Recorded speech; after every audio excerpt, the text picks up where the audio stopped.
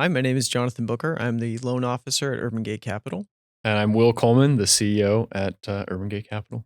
So, Will, one thing that we've talked about a lot recently, especially with me underwriting loans and you and Brandon approving them, how do we kind of change our usual process, or what do we think about more or take more care to do when we're underwriting deals in a more precarious environment, or an environment where, in Nashville for a really long period of time, there's been a lot of secular growth, and that has made it easier to do well in real estate, and it's made bad deals good deals sometimes if the market saves you.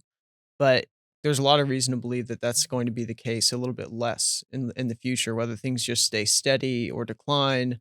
It's a different environment than it has been in the past in Nashville, right? So it's a new experience for a lot of people, including us as a lender.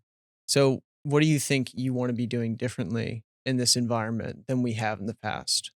Yeah, I mean, I think that one of the things we've done well is we have expected a changing environment before it changed.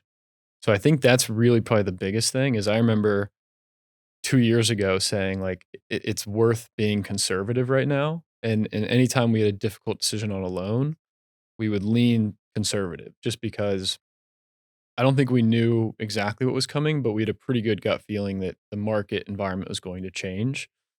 In terms of today, I think it's funny. I was talking to a an investor recently, and he just goes, "You need to tell me how you're not going to lose my money." And I think that's the best way to think about it is like, how do we put ourselves in a position where we're not going to lose money? And a big piece of that is understanding the current value of the property and our loan in ratio to that, so that if there is a 5 to 10% decrease in value, we can foreclose and still be okay. Looking at the market as it is today, and then saying, okay, if there's a 10% decrease in value, what does that look like? Like really understanding the worst case scenario, and being prepared for that scenario. So one of the things I like to look at is, okay, the borrower's expected value is this. We think it's more so going to be this, and typically we're a little bit more conservative on that value. But what if the value that we think it is actually 10% less than that? Does the borrower still make money? Mhm. And we like to make sure that they are making money in that scenario. And we were literally talking about this morning. If they're not making money in that scenario, even if our loan is in a good position, it's worth calling the borrower and saying like, "Hey, like our loan's in a good spot, but we don't know if we feel great about this deal for you." Mhm. And we've had that conversation with borrowers a lot lately. Mhm. And I think that's a big piece of it of just kind of looking at deals expecting a price decline because one of the main things that I look at in terms of the supply demand ratio in housing is simply the growing inventory and the amount of closed transactions. So it's supply, how many houses are on the market, and demand, how many houses are being purchased. And it changes month by month, but it is very evident that the inventory is growing. So the supply is growing and the demand is lessening, meaning there's less people buying. So in that scenario, you should have a price decline of some sort. This is very different than 2008. In 2008, the debt on the properties was very toxic, meaning that people could literally not afford to pay their mortgage. Whereas right now, anyone who has a mortgage under 3, 4%, should be able to pay their mortgage. We're seeing very low delinquencies. Mhm. So most people are still very comfortably paying their mortgage. They've got a lot of equity in the home. Mhm. They're not underwater. So it's a very different economic environment. And the only scenario where you see a quick sharp drop in pricing is if there's a bunch of forced sellers at once.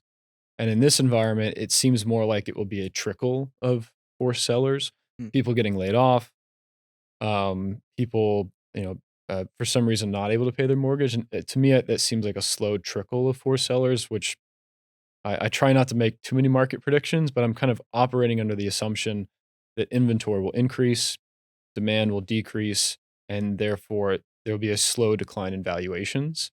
And so we're making sure to look at our loans with that mental model in mind. Mhm. And I think that puts us in a pretty good spot, especially if we're at our usual leverage positions.